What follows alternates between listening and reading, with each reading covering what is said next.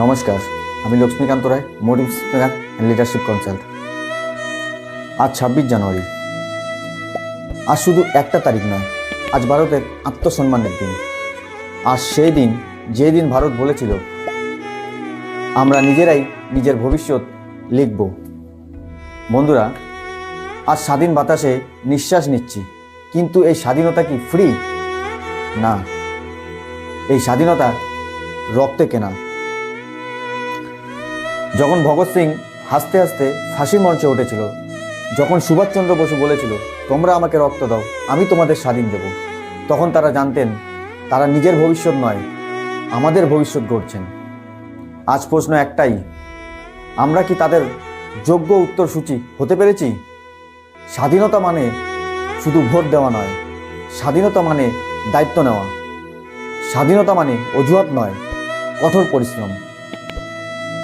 আজকের যুব সমাজ যদি বলে সরকার কিছু করছে না, তাহলে আমি বলবো দেশ গড়ার দায়িত্ব শুধু সরকারের নয়, আমার ও আপনারও।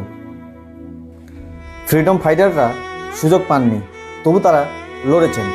আর আমরা সুযোগ পেয়েও যদি না লড়ি, তাহলে ইতিহাস আমাদের ক্ষমা করবে না। বন্ধুরা, দেশের জন্য আর বন্দুক ধরতে হবে না, আজ ধরতে হবে বই, চরিত্র, ডিসিপ্লিন, লক্ষ্য।